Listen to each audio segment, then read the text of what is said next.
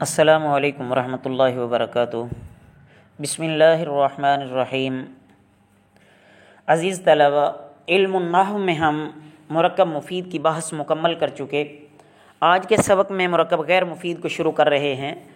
مرکب غیر مفید کس کو کہتے ہیں؟ مرکب غیر مفید وہ ہے کہ جب بات کرنے والا اپنی بات مکمل کر لے تو سننے والے کو اس سے کوئی فائدہ حاصل نہ ہو، یا کوئی خبر معلوم نہ ہو، یا کسی قسم کی کوئی طلب معلوم نہ ہو۔ مرکب غیر مفید کی کتنی قسمیں ہیں؟ تو مرکب غیر مفید کی 3 قسمیں ہیں: مرکب اضافی، مرکب بنائی، اور نمبر 3 مرکب منع صرف۔ مرکب اضافی کس کو کہتے ہیں؟ مرکب اضافی وہ ہے جس میں ایک اسم کی نسبت دوسرے اسم کی طرف ہو۔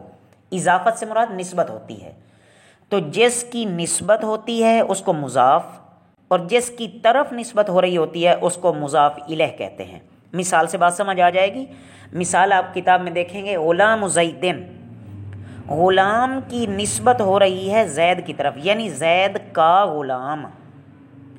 اب غلام مضاف ہے اور زید مضاف الیہ ہے۔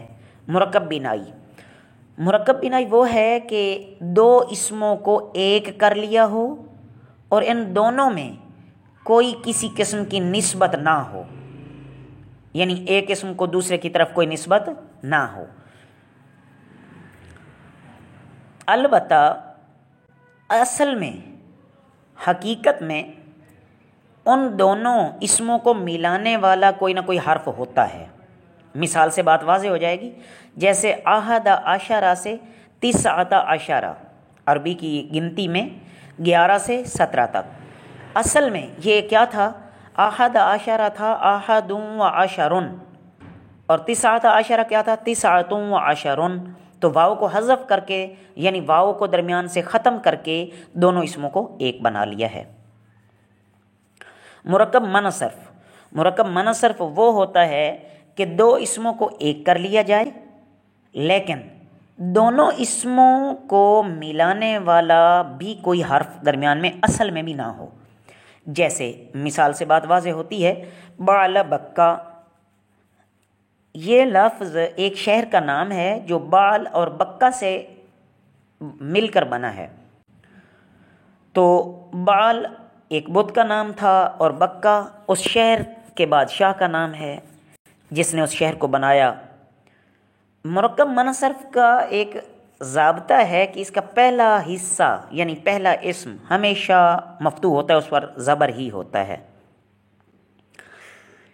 اور مرکب غیر مفید جو ہوتا ہے یہ ہمیشہ جملے کا ایک حصہ ہوتا ہے، پورا جملہ نہیں بن سکتا، نہیں ہوتا۔ جیسے اس نے مثالیں خود کتاب میں آپ کو نظر آ رہی ہوں گی، غلام زیدن حاضرن، ٹھیک ہے، جاء احد عشر رجلا۔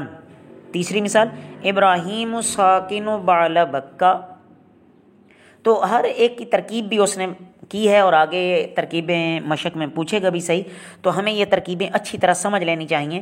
اور ہم یہ اسم اور فعل کی جب ہم نے بحث پڑھی ہے تو اس میں جملہ اسمیہ اور جملہ فعلیہ کی صورت میں ہم نے وہ ترکیبیں سمجھی بھی ہیں، تو مزید بھی جیسے جیسے آگے بات آئے گی تو ہم اس کو مزید کھولتے جائیں گے۔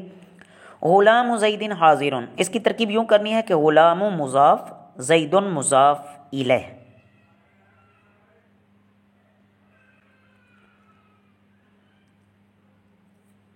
غلام زیدن، معذرت یہ زیدن کتاب والے کی غلطی ہے کتابت کی، تو یہ زیدن ہی ترکیب کرتے ہوئے بھی اعراب کا خاص خیال رکھا جائے گا۔ غلام زیدن حاضرن، غلام مضاف، زیدن مضاف الیہ، مضاف اور مضاف الیہ مل کر مبتدا، حاضرن یہ خبر، مبتدا خبر مل کر جملہ اسمیہ خبریہ ہوا۔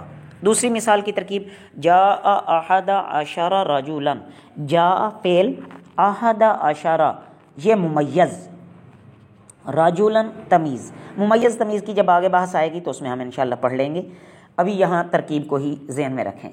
ممیز تمیز مل کر فاعل ہوا، فعل اور فاعل مل کر جملہ فعلیہ خبریہ ہوا۔ تیسری مثال، ابراہیم ساکن بعل بکہ، ابراہیم یہ مبتدا ہے، ساکن یہ مضاف ہے، بعل بکا یہ مضاف الیہ ہے۔ مضاف اور مضاف الیہ مل کر خبر، مبتدا اور خبر مل کر جملہ اسمیہ خبریہ ہوا۔ آگے اس نے کہا ہے ترکیب خود کرنی ہے، تو قلم زید نفیس، قلم مضاف، زید مضاف الیہ، مضاف اور مضاف الیہ مل کر مبتدا، نفیس خبر، مبتدا اور خبر مل کر جملہ اسمیہ خبریہ ہوا۔ قام اربعۃ عشر رجلا، قام فعل، اربعۃ عشرہ، اربعۃ عشرہ معذرت کہ اربعۃ عشرہ یہ ممیز، رجلا تمیز، ممیز تمیز مل کر فاعل، فعل فاعل مل کر جملہ فعلیہ خبریہ ہوا۔ خالد تاجر حضرموت، خالد مبتدا، تاجر مضاف، حضرموت مضاف الیہ، مضاف اور مضاف الیہ مل کر خبر، مبتدا اپنی خبر سے مل کر جملہ اسمیہ خبریہ ہوا۔ کل کے سبق میں عزیز طلبہ ہم انشاءاللہ جملہ کی اقسام کے بارے میں پڑھیں گے۔ یہاں تک آپ اچھی طرح ذہن نشین کر لیں۔ وما علینا الا البلاغ المبین۔